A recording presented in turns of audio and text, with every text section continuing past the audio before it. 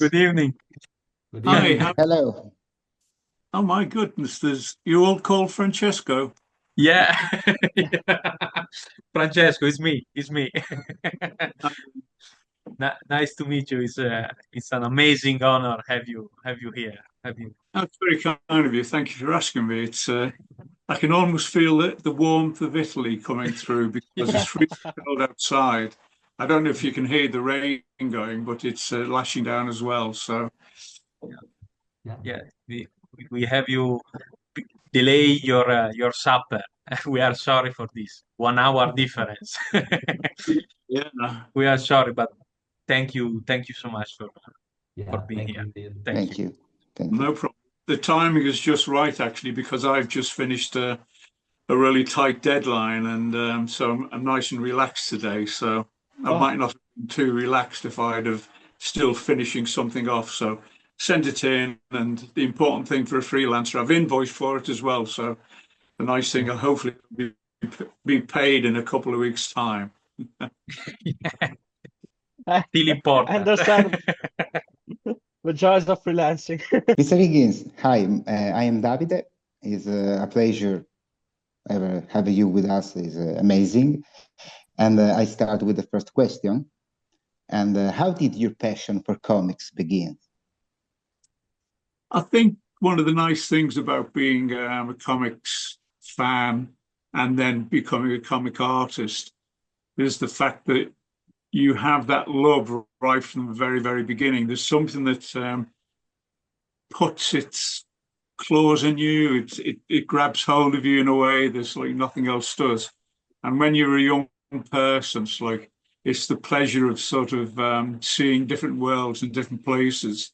And for me, I was growing up in the 1960s in Liverpool, around the same time as the Beatles were starting to perform. So I'm not making any association with me and the Beatles, and I'm certainly haven't put their money in the bank. But the nice thing was, so like in Liverpool at that particular time, because we were a port, the Beatles used to get all American music coming in, and that's what influenced them. And I was getting the early Marvel comics, and that's the sort of stuff that influenced me. And then, I suppose, like most people, you grow up, you go to college, go to school, and then you tend to forget about it for a while. But because I was artistically inclined, I went to art college, and some of my fellow artists, I went when I was quite mature. I was in my early 20s when I went to art college. And some of my compatriots were, 5, 10 years younger than me, so they were still reading comics. And they reintroduced me to comics in a way that things had changed from when I was reading them as a kid to when I started seeing the new stuff. I mean, you probably do know your American history of comics, but Robert Crumb and Greg Irons and people like that were starting to produce work that were appealing to the more anarchist in young people, becoming political, and they were trying to say things that everyone could identify with. Certainly in those days, you started getting the sense of things were happening creatively around the world. I mean, in that period as well, I mean, France was going through a lot of turmoil with a lot of political students on the streets and things like that. And I'm sure Italy was going through something similar. This is the late 60s, early 70s, well before all of you were ever born. But maybe your parents were getting into it. I don't know. And the importance of the color for you. For you, color are still important as drawings and writing. Yeah, I mean, for me, I was incredibly lucky because I worked with Dave Gibbons and AlanMoore before they became the superstars that they became. They went on and became superstars, and I didn't quite become a superstar, but I was actually mixing in that circle, should we say. So I was always coloring. I was always painting, and I went to art college as an illustrator, and then I came out and I became a medical artist. I worked in a hospital.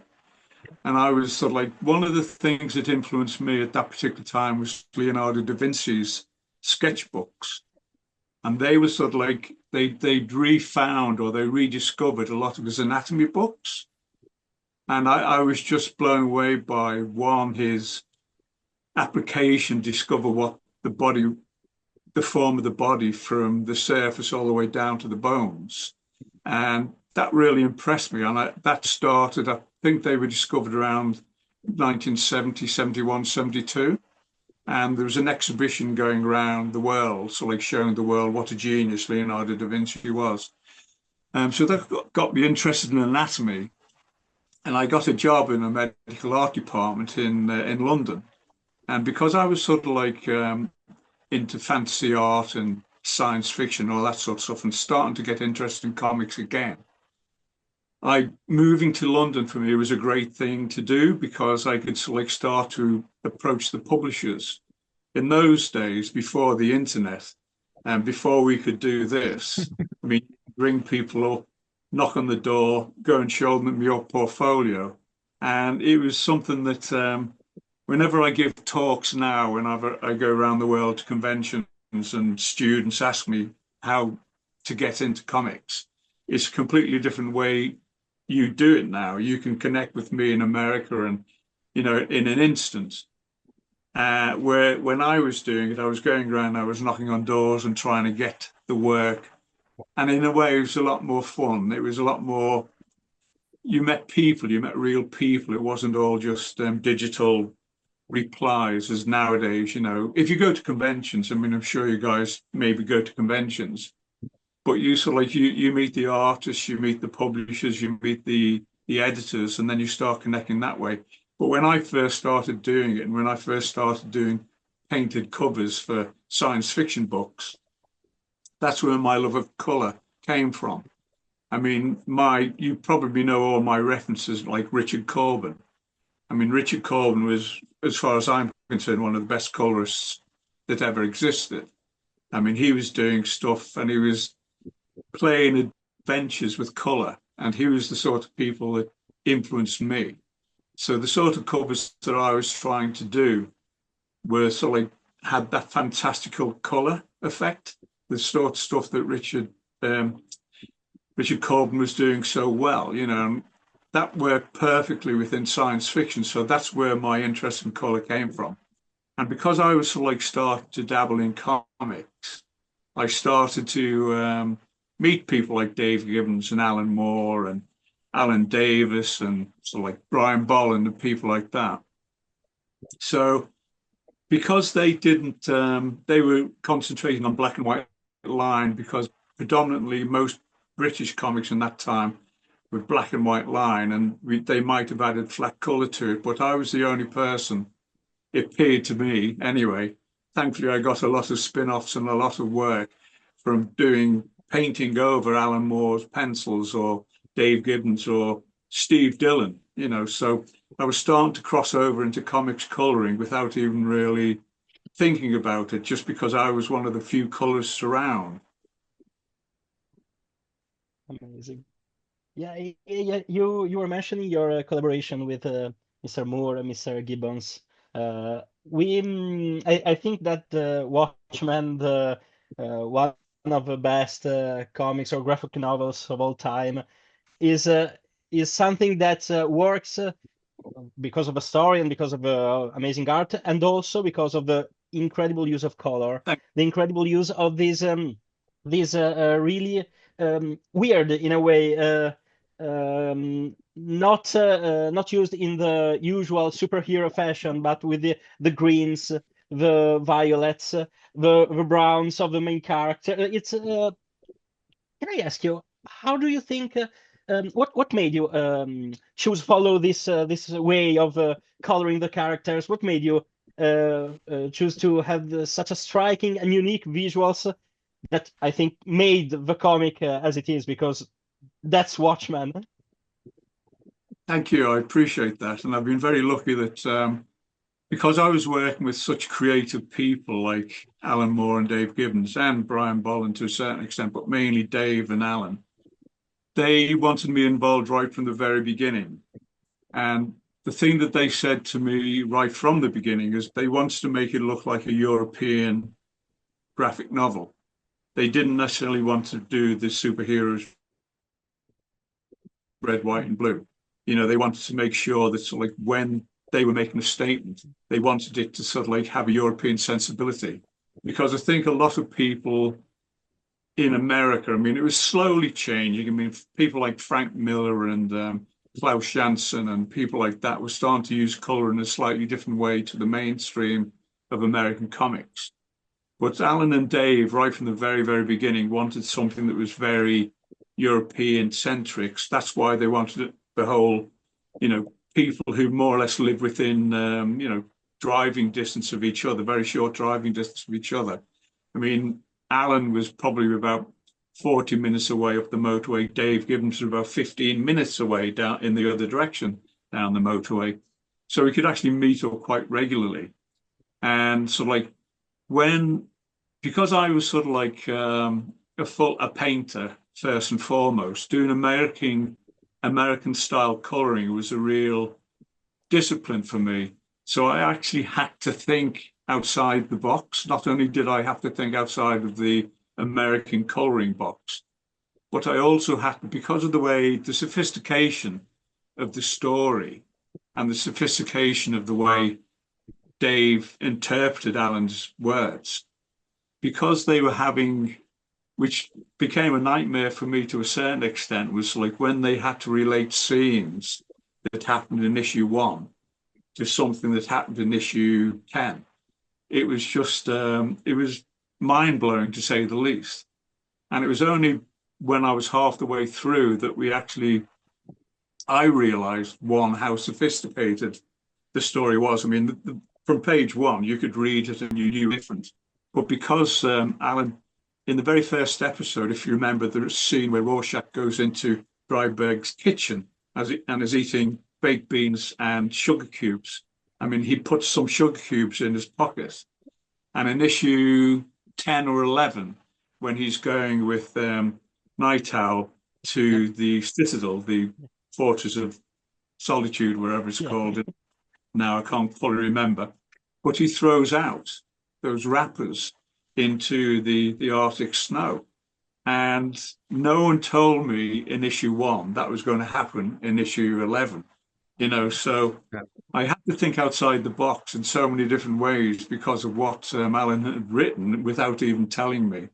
But thankfully, by issue 4 or 5, the flashback things were starting to make sense to me. So I could actually start planning for what was going to come up. And obviously, once you've seen the first issue printed, then I could have a visual record of what was going to come up next. So Alan and Dave forced me to think completely and utterly differently when it came to coloring this type of subject matter. And because it was so psychologically based, because the drama and the violence had to be not signposted because it was so beautifully depicted by Dave. In fact, I had to do something that accentuated what was happening visually. And the colors are an immediate, you could flick through any issue of Watchmen or the graphic novel and see any chapter, and you'd be able to see which scenes are violent and which scenes are mellow and placid and soft without reading it, because the color says it immediately. And that was a great thing about working with two people that, one, were at the top of the game anyway, and they were really starting to go up and up and up and just get better and better and better. And they were at the point there where they weren't learning things, they were actually teaching, certainly me, things what to do. And it was just great to actually be given the freedom that they gave me. I mean, so I used to meet up with Dave regularly, when I'd finished an issue. And then we talk about the next issue, but then we talk about why I approached the coloring for this scene. And I always had a reason for it, as much because I didn't want to redo it as because I actually really did have a reason for it. But Dave was always incredibly supportive right from the very beginning. That's amazing. I'll go pick up my Watchmen volume 2. Keep beside me for a second. I'll do a signature for you. Thank you. Thank you. And during your artistic career, beyond Watchmen, you worked quite a lot with Mr. AlanMoore. And so I was curious to ask you, how did you two met in the first time? And how is the man behind the myth?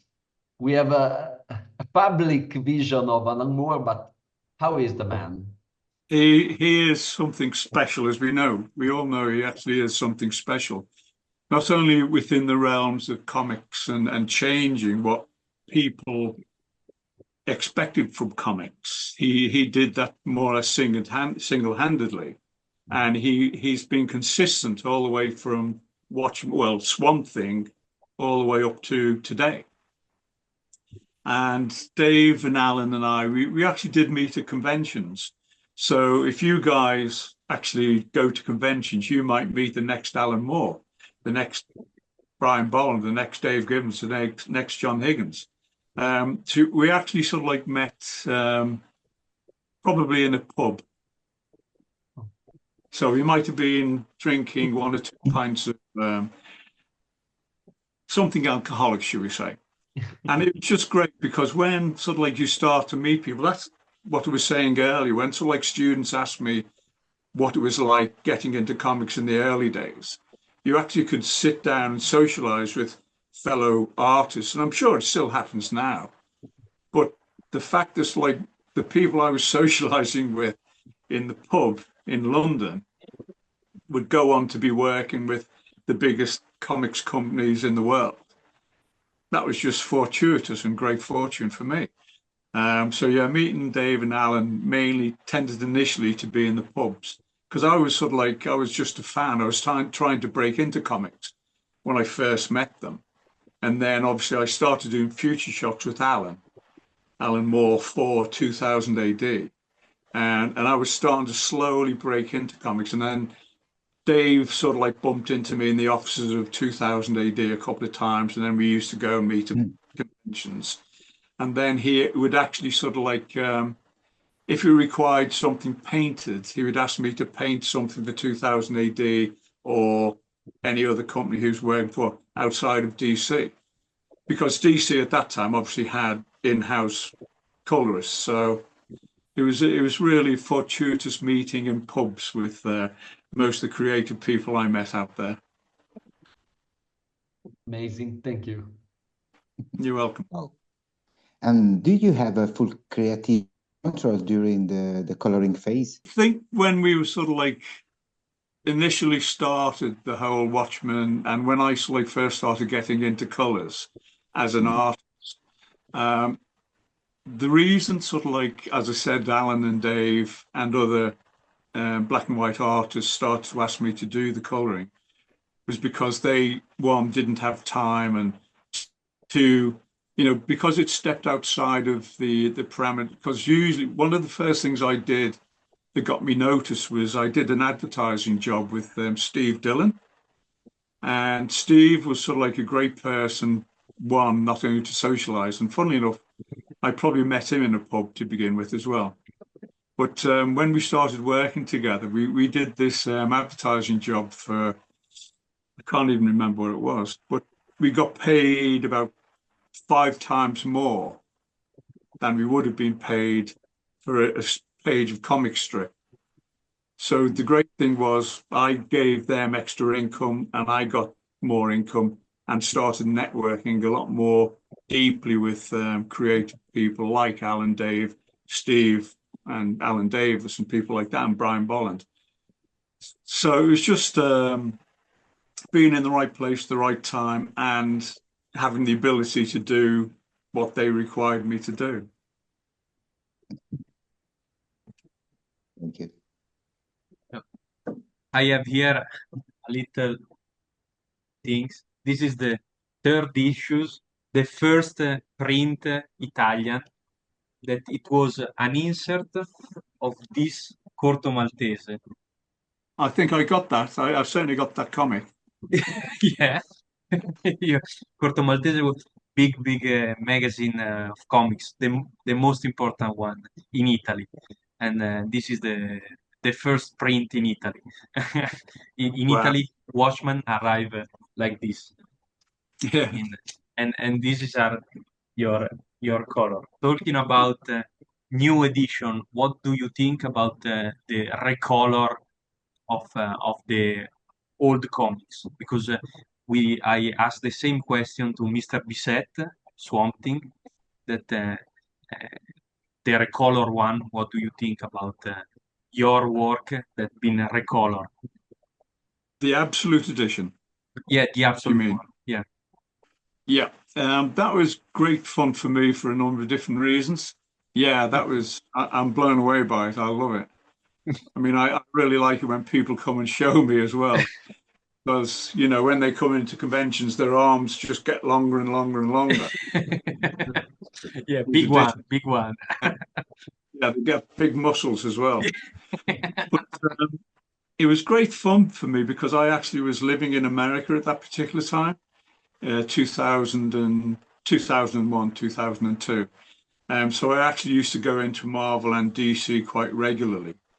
And when sort of like they talked about doing the Absolute Edition, they actually wanted it to be digitally recolored sort of thing. So because obviously in the old days they just had printing plates.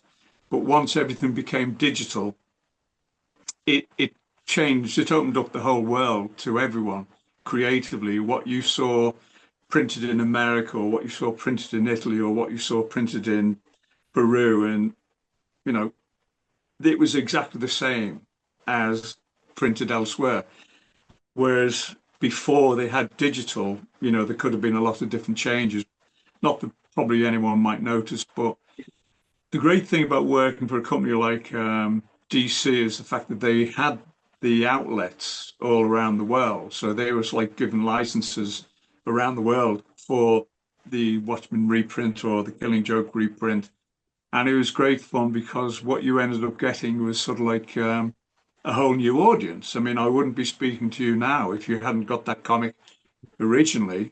And it's just one of the great things to be a comics person nowadays because, I know you, I know people in America, I know people in Australia, I know people in, South America because I work in comics and it's just magical. And the Absolute Edition was really interesting to get involved in because what I ended up doing was sort of like going into the studios, DC studios, and I actually was working in-house for quite a long time. And it was just brilliant to actually commute because being self-employed, I don't know if any of you guys are self-employed, but working at home, as much as you love what you do, can get quite boring. So to actually be able to commute into Manhattan and then into DC and work with them on the computer it was so much fun. And another thing that I really enjoyed about the Absolute Edition was the fact that I ended up, what I was saying earlier about like the color scenes changing throughout the whole 12 issues, 12 episodes. Now, anything that really bothered us as the creators of the comics story, I could actually adjust in the Absolute Edition. And we cleaned up so many things in the Absolute Edition. So when the green in the Dryberg's kitchen is affected when it's dropped in the Arctic snow in issue 11, I could adjust the colouring so it's right for what it should be. So we managed to improve it, in my opinion, in a lot of different ways. And it was great fun to, again, work with Dave in particular. Alan was sort of like initially involved. We spoke to Alan in the early days, but all his work had been done. Then Dave and I had the opportunity to do whatever we wanted. And I was actually thinking I could be really exciting and so like do something different and change the colors. And Dave said, absolutely not. He completely and utterly refused to allow me to go mad and do something that wouldn't have been sympathetic to watch him. And I think he made the right decision.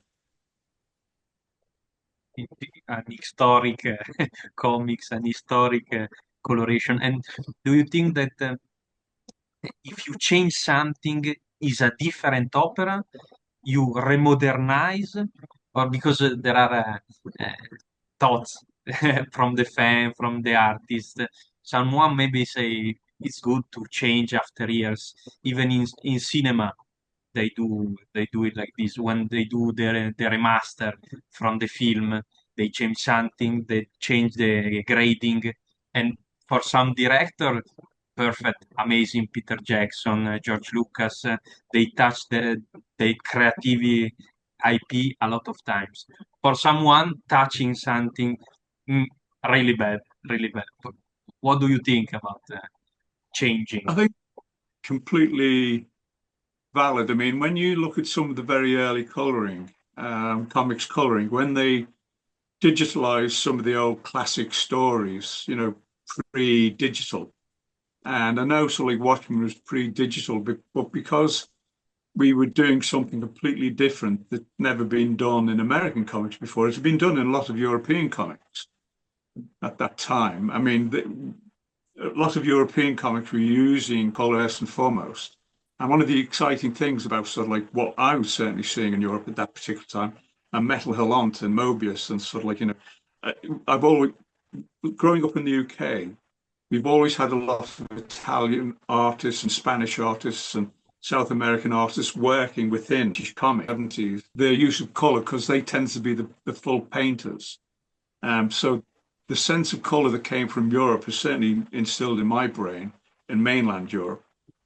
It's certainly instilled in my brain. And sort of like when we sort of like were doing a remastering, Dave was completely and utterly right, and sticking completely to what was so original about the coloring for Watchmen.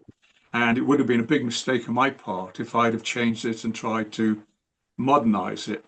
I mean, I didn't necessarily want to go on to the Killing Joke now, but sort of like when it was digitally colored, recolored by Brian Bolland,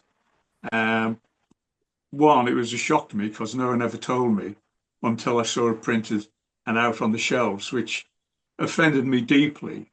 And I told Brian and DC, the editorial staff, they were very ill-mannered to me for not telling me that something was going to happen to the coloring. And I have no problem with Brian recoloring it. He had a sense of what he wanted to do with it. But one of the quotes when AlanMoore spoke about, should it be recolored? And he said, no, it's a piece of work from the 1980s. Why would you want to recolor something, the Sistine Chapel, should we say? And it's as you were saying, sometimes if the original producers, directors wanted change because of the limitations of that period, you understand that. But some people, if something worked at the time, why change it again just because you can? And as I say, I have no problem with Brian doing that at all. And the lovely thing is we both ended up in the absolute edition of Killing Joke. So we have my coloring and you have Brian's coloring, and that's great fun. Mr. Higgins, I would like to ask you something about this year marks the 40th anniversary of the first issue release of Watchmen. Really? I think it was 86. Yeah, September. Yeah, September. It's something so incredible that the story has been with us. It's written in my diary, so I will never. So I wanted to ask you, how does it feel to, since you're one of the three souls that created this story, to have it such a revolutionary story, to have it spawn so much influence in culture, not only in medias and products and projects, all over the world, but also in movies. Like I have here my Watchmen movie, in the TV shows, the Lindelof TV show, the spin-offs. There have been, the before Watchmen that you also take part in, and Doomsday Clock from this year. How does it feel to how do you see the legacy of Watchmen in today's world? I think I'm really proud of being associated with it. I mean, for me, it's always been Alan and Dave's baby, and I've been the lucky midwife, should we say, not midwife, nurse, that's helped to go along and support it in a number of different ways. And to have my name attached to Watchmen is one of the best things that ever happened in my career. And also having it attached to The Killing Joke is also one of the best things that happened in my career. The fact that sort of like both jobs only took 2-3 years to work on compared to the 40 other years that I've been working in the business is a bit amusing to me, but I'm certainly not complaining about it. I am incredibly satisfied to be associated with such a work of art, and the fact that I had such support from everyone, and not only from the creators, but from the people, the editorial staff at DC, is just mind-blowing to be involved in something that's gone down in comics history and in some ways world history. I'm very, very proud of it. Thank you. May I ask you just to continue on one thing about these two live action projects I was talking about, the movie, Zack Snyder's movie, and Damon Lindelof's TV show on HBO. Have you watched them? What did you think about them? Because they're very two different interpretation of a story. One, Snyder's is retelling with some major changes, while with also being respectful to the source material, while the other is like a sequel with more faithful story feel from the original. How do you think about what do you feel about these two projects? I think I got most of that. The rain is coming down very, very hard at the studio roof, so I'm a little bit, but I think that's why I missed the the first question about the absolute edition, which I do apologize for. But if I got it right, I think the way it's like Watchmen has been interpreted in so many different forms, I find quite mind-blowing. For me, Zack Snyder's direction, I mean, I'm a huge fan of Zack Snyder anyway, and I love what he did with with Watchmen movie. And I know the ending was sort of like completely different. I went to the pre-press publicity presentation with Dave and Zack Snyder and some of the producers that were involved in the movie before it came out. And that was some of the questions, you know, how dare you change the ending? And Dave was completely and utterly happy with the fact that it's to have a giant sort of like interdimensional squid sort of like land on New York City works in a comic in a sort of like a humorous way as well as a horrific way. We don't want people to laugh at the end of The Watchmen when it's on. It's a noir movie, you know, and Zack Snyder did a noir movie. And so to actually have what everyone was concerned about, and unfortunately we're getting concerned about it again, it's like a nuclear Armageddon, so like laying waste to the world. It's still relevant, and it looks visually more interesting in a way because you can sort of like do it in completely different ways. I'm sure so like someone could have, when you look at things that can be done now with digital and CGI effects, I'm sure it could have been quite mind-blowing, but I am quite happy with when people interpret the ending in a way that's still valid and representative of the overall story. You know, they didn't change the result of the end. They just changed the effect that created the end. But you were making, I think it was HBO, the Watchmen TV series, you know, just working, the idea is like creative people want to work within the universe of Watchmen is just mind-blowing. And so like I know Dave and I are very, very proud and very happy with that. Not spoken to Alan about it because he tends not to want to speak about Watchmen anymore, as you probably. Yeah. Yeah, Well, we'd love to have a chance to, you know, speak with Mr. Moore as well, but that's a point that rightfully it doesn't want to to expand, and it's absolutely understandable. If he made his points very clear, and I think they are very, very valid and to be respected. Yeah, no, I completely agree. Well, you, Dave, Alan, you were faces of the so-called British invasion. They talk about these comics as the British invasion, and you actually ushered in a new comic book era, indeed, and an era which is darker, is deeper, and is in really stark contrast with the Silver Age, the so-called earlier Silver Age. What do you think about this groundbreaking change from Silver Age to, Dark Age, British invasion, call this as we want? I just love the fact that within comics, and particularly initially within American, the National Comics Code that they had before before Watchmen. I think Watchmen and Frank Miller's Dark Knight changed the way you weren't covered by the National Code that comics had from late 50s, I think, in America anyway. And I think what Alan and other people of that particular period, what they ended up doing was sort of like showing comics weren't just for kids. And I remember sort of like reading, I think, well, certainly Neil Adams and I can't remember the name of the writer, but the drug issue with Green Lantern. Yeah, Green yeah, Lantern and Green Arrow, yeah, with Green Arrow. Roy. Yep, I have it it was on my one of shelf over there. quick look at your life. Let me pick it up.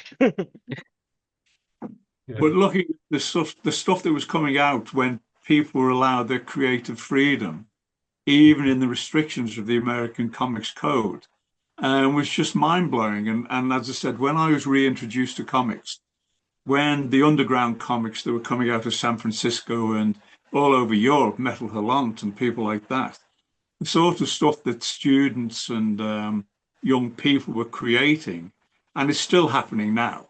Whenever I travel around the world to conventions, I see young people coming to me with their locally produced independent comics, and they're tackling subjects that you will not see in mainstream comics, even for adults.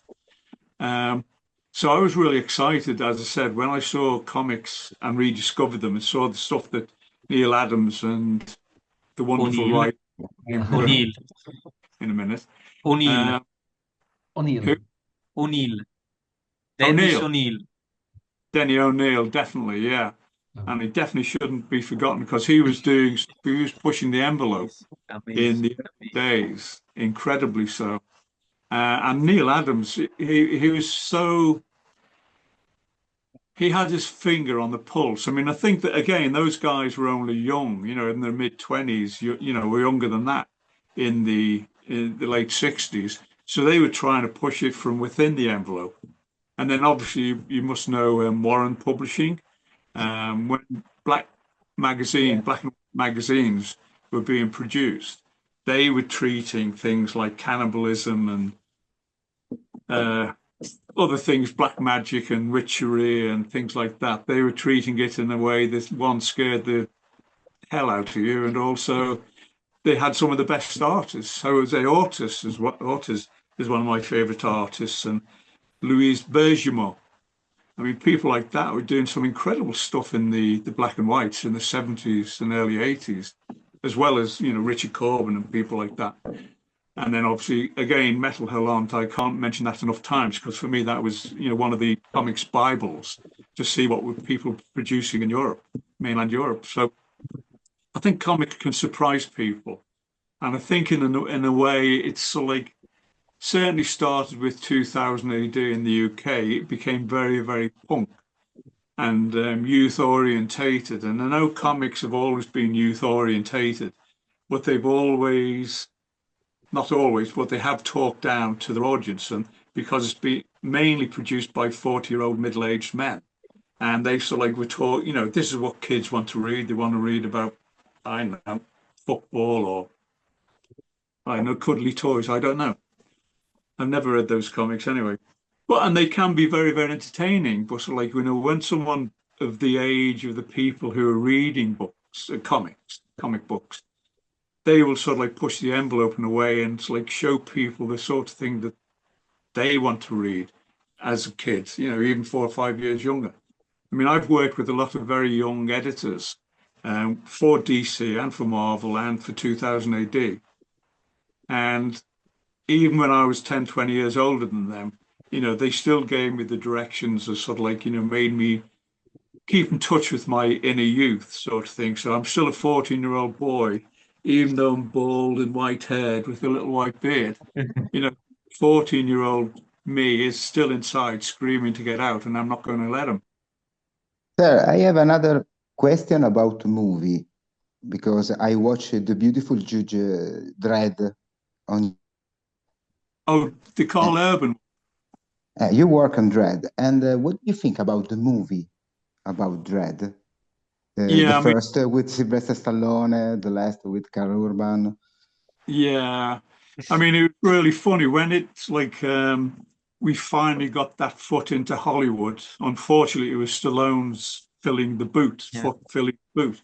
And at the time, it was wonderful because he came to the offices, he spoke to the artists, and he spoke to the editors, and he was really good representative of what's like, creative people can be like when they have his ability to draw the audience in.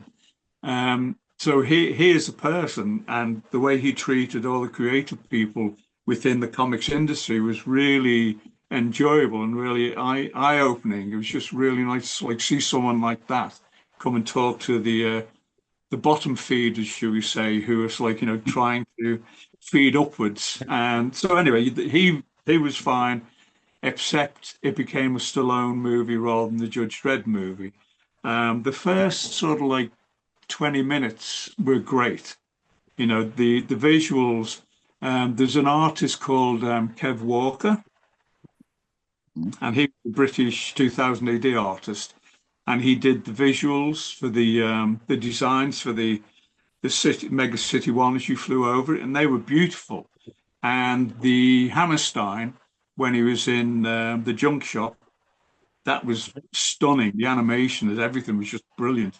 And when the thing stood up and looked down, it was just, and the Angel Gang. I'm thinking about all the ones I like about it now. But maybe sort of like Stallone should not have taken his helmet off, and it definitely wasn't a Judge Dredd movie. Now going on to the next one, which is Carl Urban, who's one of my favorite actors of all time anyway. I mean, he's a New Zealander. That's where he was born and bred, as you probably know. So he grew up reading Judge Dredd in 2000 AD, and he's a comics fan. So he loved the idea of like playing Judge Dredd, and I found it very authentic, and it had a real sense of noir. Whereas I think the Judge Dredd movie with Stallone was a bit too flashy and a bit too Flash Gordon type of thing, like the movie Flash Gordon, which but Judge Dredd, like Flash Gordon, doesn't work. It's got to be dirty, gritty, punk, violent, and that's what Carl Urban did within the Dredd movie. And it was sort of like, it was unfortunate in a way because it came out after the what was the one that came out of Thailand? Was that called The Block? Where they had that fight scene going through the building. Was that called The Block? Go and look at your references. I know. Yeah. The Thailand one. Yeah, it came out just after that movie. So even though it was in production, so like before that movie came out, everyone just made that comparison. So even though the Dredd movie was brilliant, it had the same premise as that movie where people were fighting all down through the corridors. Yeah. But I really loved the drug scene where The the raid. The raid. raid. That's The raid. yeah. Thank God you got a good reference library. The Dredd movie was, I loved it, and they had the feeling, if it had been a success, they were going to do the four judges, the death judges. And it's a shame that they didn't go straight into the death judges, Judge Death and Judge Pestilence and all those ones. So, but yeah, I mean, it was great to see that. But apparently, in the process of doing not ABC Warriors, what are they doing next? Rogue Trooper. Have you heard about that movie? So that's going to be coming out sometime this year. So there's a new Rogue Trooper movie coming out. And it's, again, I'm going to ask you if you remember the name of the director who did Moon. It's David Bowie's son. Anyway, it's the director who did Moon, and it's David Bowie's son. Duncan Jones. Duncan Jones. Duncan Jones. Okay. Yeah. Google. This is Google and not. But yeah. Duncan Jones. Yeah. So there's lots of things coming out of 2000 AD because it's being taken over, but now it's owned by Rebellion, which is a really good company because they do games and they did Aliens and lots of other very successful games. They managed to buy one of the best properties in British comics, which is 2000 AD. And they're continuing to support British comics in so many different ways. I mean, the job I've just finished is for hang on, I can reach my reference. Right, this is Battle Action, which Rebellion is now producing. And this is a really beautiful book. And the interesting thing is, the first story is written by the guy who did Brian K. Vaughan. He wrote one for Vertigo. So he's doing something in there. So the lovely thing is, it's like now we're getting that crossover. So Garth Ennis is a huge fan of all things 2000 AD and Battle Action. I mean, he was a kid growing up reading me, and now he writes stuff that I can work on. So the job that we've just done, I've just worked with my favorite writer, which is Garth Ennis. So yeah, I know you don't have to look up Garth's name. No. Great thing, sort of like what Rebellion are now doing with 2000 AD and also all the other titles they brought into the Rebellion stable it's like there's some great stories that came out, not just Judge Dredd, Rogue Trooper, ABC Warriors, and all those guys, but there are lots of other characters that sort of came out of the company that were producing them at that particular time, and they still had some of the best writers. I mean, John Wagner, who co-created Judge Dredd, he was writing lots of stuff for different titles in the early days, as well as doing stuff for 2000 AD. And even if you go back 40 years, the stuff that John Wagner was writing was just so different to anyone else's stuff. And you can bring it forward to today. And as we have done with Battle Action, the next edition is coming out in May this year, and that's the job I've just finished. So check your amazing. Yeah, absolutely. We are ready. And talking about another big comics of yours, the Killing Joke is an amazing one shot story. And tell us about the realization of this, because Watchmen is an anti-superhero comics, let's say like this. This is a comics superhero, Batman, Joker, the two most famous superheroes and villain in the history of ever. So tell us the journey on this. Well, the great thing about sort of like Killing Joke, obviously written by AlanMoore. Excuse me, I'm talking so much. I don't usually talk this much. Yeah, So, it's not a problem. Vino. Yeah, Oh, Dino. cheers. Yeah. Which one? Oh, it's some red stuff. I'm sure it's not alcoholic. Italian, maybe Italian, maybe Oh, Italian. Italian. It tastes so good. Must be Italian. Okay. Yeah, Killing Joke was great because two of the best and brightest artists and writers, or Brian Bollard, just is one of my heroes. Same with Dave Gibbons, and Alan Moore had proved what he could do with Watchmen. And I think someone told me, I think it might have been Alan, but he was writing episode 10 of Watchmen when he started writing Killing Joke. And so I think there's not a connection, but you can see story elements that cross over from episode 8, 9, 10 into Killing Joke. There's no collaboration no joining in any way, but the story beats, the things that Alan was doing at the time, which almost became, everyone was starting to do the same type of visual clues about what was going to happen. The great thing, when a writer writes something so visual, like Alan does, I always loved that thing where he would end a page on, I don't know, a hand going onto a doorknob, and then the door would open to a completely different scene, completely different people. It's just a crossover, very clever crossover. And he did that quite a lot.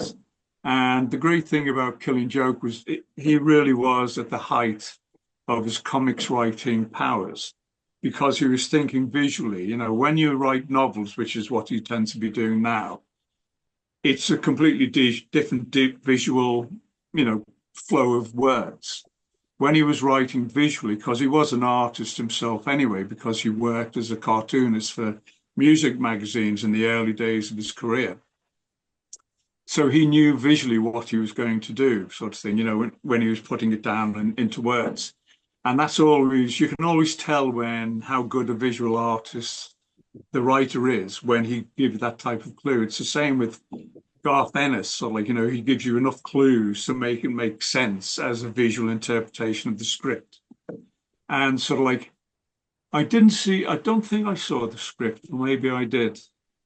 I saw the script for Watchmen, or I think I probably saw the script for Killing Joke as well. And it's just the way that he wrote the sensibilities of what he wanted the feeling to be. And I spoke to Brian a lot about what he wanted the color to be, but he didn't want to be involved in the color at that particular stage with me, because he was so busy trying to do other things, I think. And I think the DC wanted to turn it out fast, because no matter how good an artist Brian is, he's a very slow artist as well. He takes a long time to make that perfection almost. So they actually wanted to get it out before another Batman movie had come out. So they asked me to do, because I could turn around stuff quite fast, and because it just come out of Watchmen, they knew what my coloring was going to be. And because I was hired as a colorist straight from Watchmen, I knew that I wanted to, what I learned on Watchmen, I knew I could do a similar type of thing, The Killing Joke. And I told Brian that's exactly what I was going to do. And he gave me some verbal descriptions of the type of thing he wants, with flashbacks and muted colors and things like that. And unfortunately, I totally ignored him unintentionally, just because he didn't give me the sort of feedback that Dave gave me. I mean, going to see Dave at the end of each issue, I mean, I know it was a one-shot, Killing Joke was a one-shot, so it was a rolling deadline, whereas when you have episodic stories, you could finish one, I could take a break for a couple of weeks, and then Dave would give me another one. And it's that we were rolling over each other, whereas when you get everything in one lump, all the artwork, all the incredible prints of the artwork, I had to carry on and just do it told straight off. And I was very, very happy with it, and everyone else at DC was happy with it, and lots of other people are happy with it. Whether or not Brian is, I'm sure he might have changed his opinion since he did his colouring version. Yeah. The thing is, for me, was the fact that because I was actually painting it, I couldn't make a mistake. I had to get it right first time. So every single page that you saw was my first concept and my first painted effect. I couldn't delete, I couldn't erase. I certainly didn't have the time to restart anything. So every page is as I intended it to be. And plus the fact, in a way, because we've talked about that, Brian and I have talked about it, and I've talked to a number of other people about it, and particularly when we did the Absolute Edition, what we ended up getting, which is really nice in the Absolute Edition, you get my interpretation of the madness of Joker, and then you get Brian's interpretation of the plot. So to see them both together, I think, is quite exciting. And I know that wasn't the intention, but it turned out to be quite effective, and I think it's quite it's a really interesting counterpoint to each other, I think. Yeah, it's amazing to read 2 times the same thing, but with different look. Yeah, it's incredible to have near one page. Yeah, I think it's quite interesting. If you sort of give yourself a week break from reading one from the Madness of the Joker colouring and then from the Darkness of the Dark Knight, I think you do get, because I think we said earlier, it's like the way the colouring can affect your emotional response to something. It will react. You will react to the way it's coloured. So I think that's really exciting. I wanted to ask you something about the current, the current state of the comic book industry, and also with the rise of AI.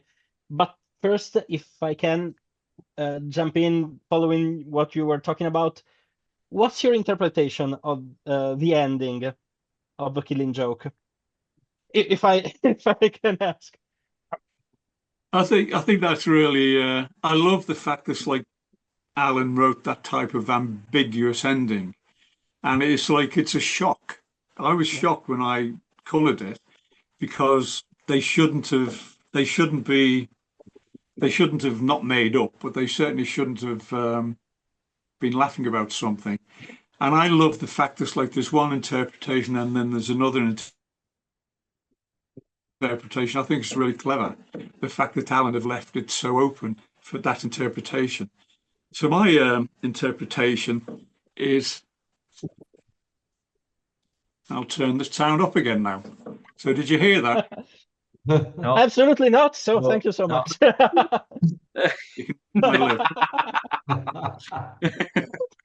you. That was amazing. Yeah. So yeah. Thank you. That was. I keep this clip forever. It's. Thank you. Thank you.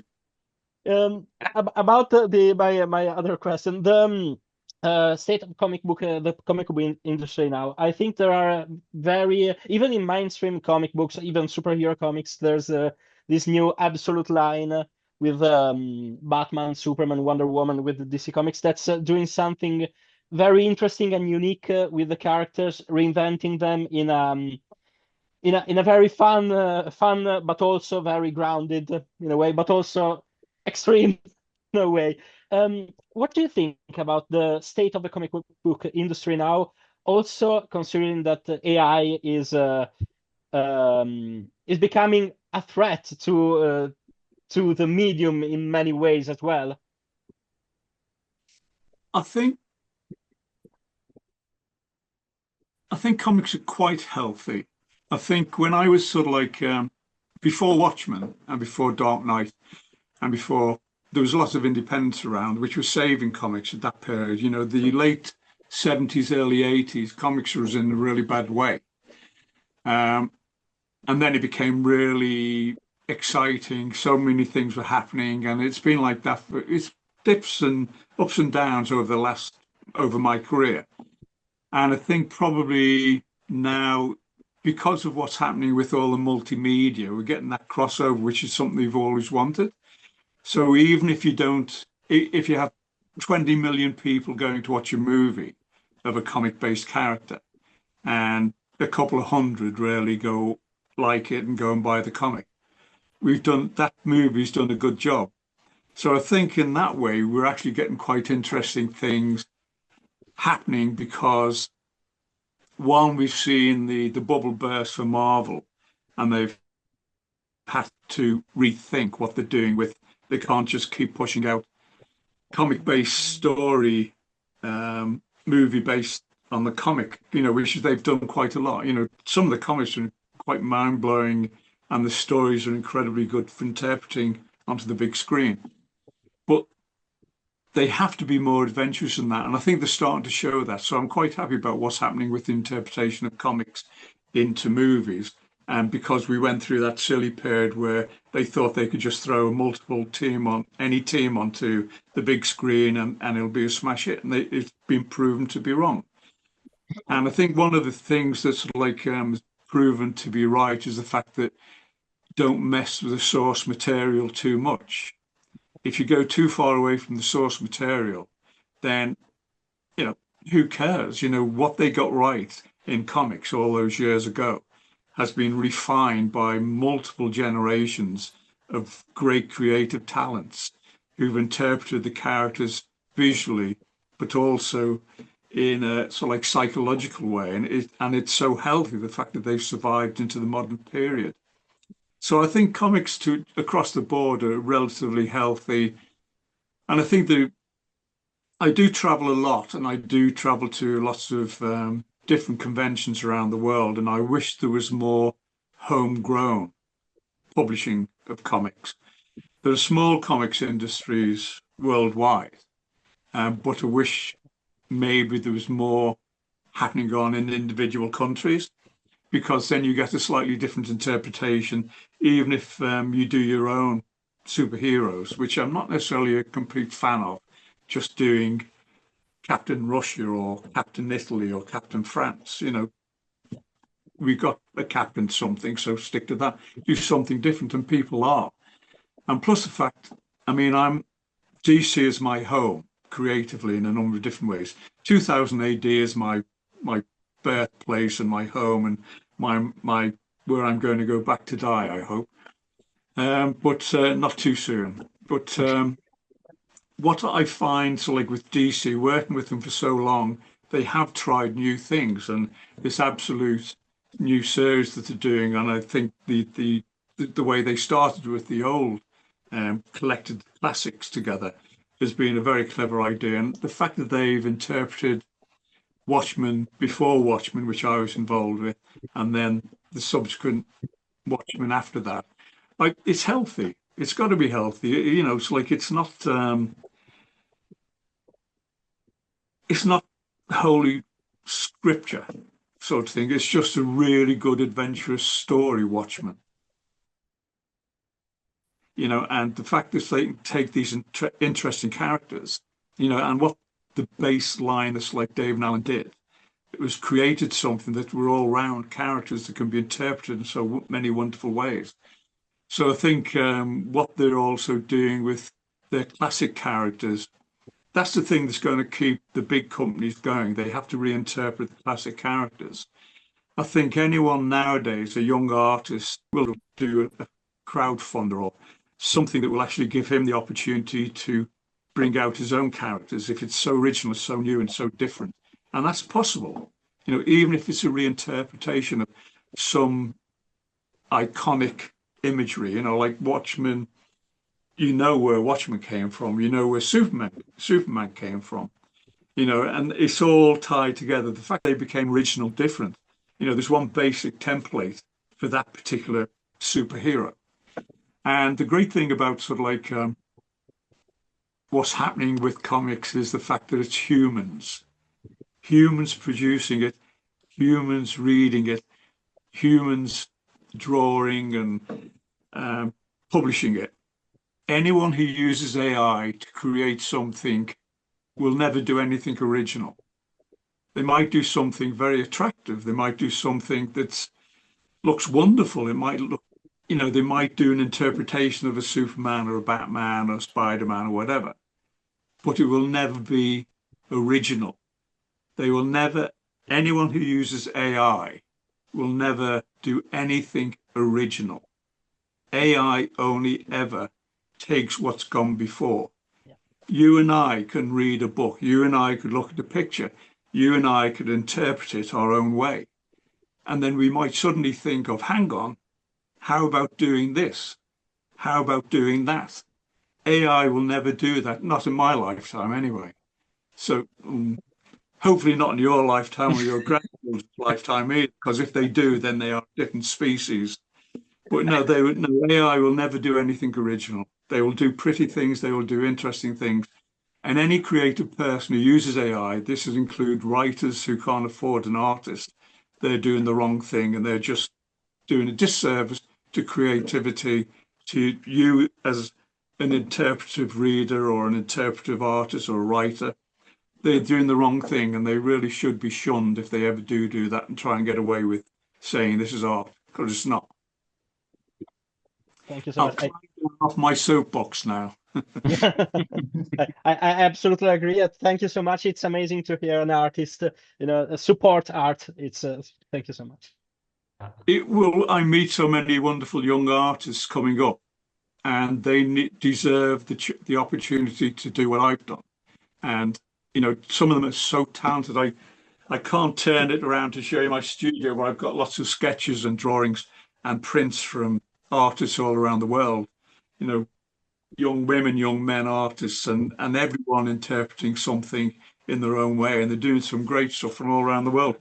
And they have, the creativity is out there and it's growing. It should stay like that. Talking about your work and also obviously AlanMoore's work means also talking about magic, initiation, esotericism. I mean, you dealt a lot, especially during the British invasion, in these themes, which, as you say, they're adult themes and are, mystical themes.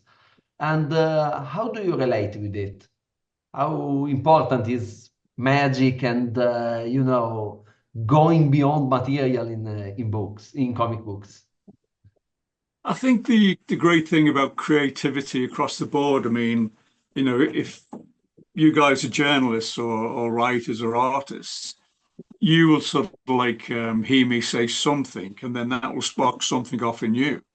And so if I see a great artist, a great story, a different way of interpreting something, there's a way of sort of putting two and two together creates a magical sensibility. If you're talking about the magic of creativity.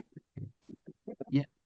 Or are you talking no, I meant spiritual? Also magical themes. I mean, you worked also on Hellblazer, so dealing with magic at not just comic booky magic like superpower, but dealing with magic at the esoteric theme. I mean. Yeah, I mean, I think most people. I mean, I'm a huge fan of sort of ghost movies, ghost stories, horror stories. Mm-hmm. I think most people want to feel there's something bigger outside there than just a rainy, very cold night in the UK, And so sometimes when you do hear a rainy, cold night in the UK and I look outside into the dark, I can very easily look at a zombie in the face or Dracula. I'm reading a very good book at the moment. I know it's on my Kindle. I would have preferred to show you a cover of a book, but I'm reading a very good book at the moment about an empire of vampires, which is brilliant. And I like Hellblazer for me was great fun. One, because I was working with one of my favorite writers, Garth Ennis, and also subsequent to him, other great writers.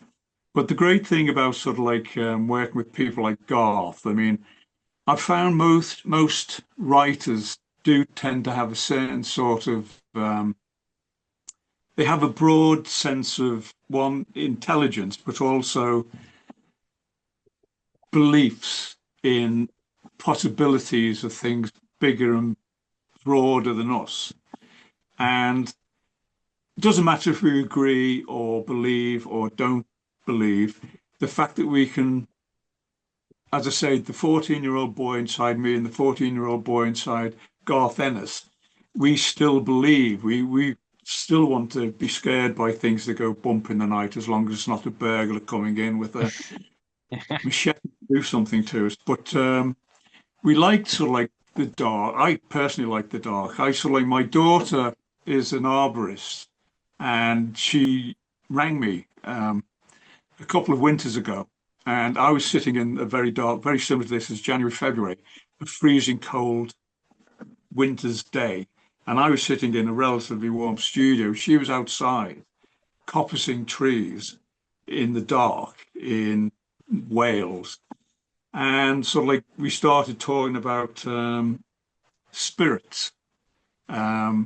elves, and fairies, and things like that. And it's like she was sitting in a primeval wood that had been there for thousands and thousands of years. And it's just, if you're that in touch with the natural world, who's to say what you might think about when you're sort of like out in the dark and it's raining and it's freezing cold, and she couldn't feel her fingers, you know, so she stopped to have a break and a cup of coffee and talk to her dad, and hopefully I warmed her up in her ears at least. She warmed with the coffee cup. So I personally believe there's bigger things out there than we can look at. And, you know, when you look at things like Stranger Things, the TV series, you know, there are things that, you know, you want to look at the world. You don't want to be scared witless, but you certainly do want to sort of like think there's bigger things that are going on outside of our ken, should we say, you know, things that we might perceive by our senses, you know. I think you can be conned, though. I think you can be conned by people who say they hear the dead speaking, and they're the sort of people I would avoid. Thank you. Okay, sir, this is my last question. And upcoming work? I'm hopefully going to have a little bit of a break sort of thing, but I'm doing some private commissions at the moment. So I'm going to Tenerife Noir in a couple of weeks. So I'm going to be hopefully leaving a cold and very rainy UK behind for a bit of sun and sunshine. I will be talking with very, very interesting people, because it's an arts festival, so it's got a crossover with comics, movies, literature, and art. So I'll be going there. So I'm doing some private commissions for that. And then I'm also doing stuff, I'm going back to 2000 AD, which I'm very, very happy about. I'm, funny enough, what we were just talking about, spiritual things, I've written a short story called The Changeling. I don't know if you know that in fairy folklore. Yeah. Someone said yes. The Changeling. In ancient folklore, they used to sort of like say, when fairies take a baby from and change it over with a facsimile. The facsimile is slightly different. It's not evil, it's just different. And the story that I've written for 2000 AD is a 3-part story. And I've written this and I'm going to be illustrating it. And I'm really excited about that, because it's going to deal with monsters and creatures, and it's going to deal with the internet and everything. So I'm very, very excited about that. So I'll be starting that in a couple of weeks, probably when I get back from Tenerife. But I'm really excited to go to Tenerife and mix with it. I'll relax. I'll be meeting people like yourselves who are going to sit with me in a bar. We'll drink a couple of glasses of wine and talk about Watchmen, Killing Joke, and Judge Dredd. And maybe Italy, somewhere next year, maybe. I haven't been to Italy since we were skiing about 10 years ago, but I definitely want to come to Italy sometime. Yeah, 10 years, long time ago. We need to do something now. Yeah, I'll come and see you. You can come and see me there. Yeah. Absolutely. Really hope to to come to the UK. Yeah. And one last question for me. I'd prefer to come to Italy to see you there. Okay. As you wish, as you wish. And one last question is the the work that are you most proud of? It's not maybe the most famous, but the thing that you say, yeah, I want it to be remembered for this. Maybe not Watchmen or Killing Joke, something that say this is mine. This is, I'm proud of.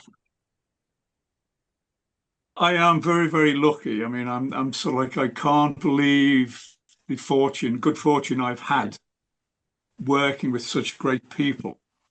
But the thing that obviously I'm most happy with Yeah. is this little lady. Oh,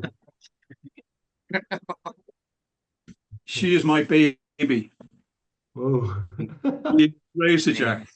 And she has been with Judge Dredd. Yeah. And I created her about 20 odd years ago. And so I'm very, very proud of like this character. She's called Razor Jack. And she's been Amazing. reprinted around the world. And yeah, she's got a grin that you could probably die for. But this,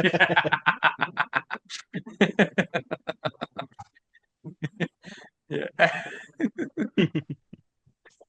so Razor Jack. Yeah. Give you Razor Jack. Thank you.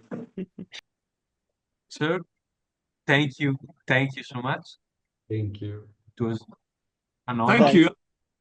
All your questions, certainly the ones I heard, I really, really enjoyed.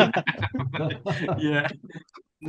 And it was great to talk about multimedia and lots of different things. And thank you for letting me speak about AI and get that off my chest as well. So thank you. A Thank you really for- important team now. We need to maybe in a future we fight with the Terminator AI, but for now, Yeah, we they have- are quiet. Yeah, definitely. Thank you. Thank you so much for much. it. And thank you for your amazing art. Yeah. Thank you. Thank you. I appreciate it.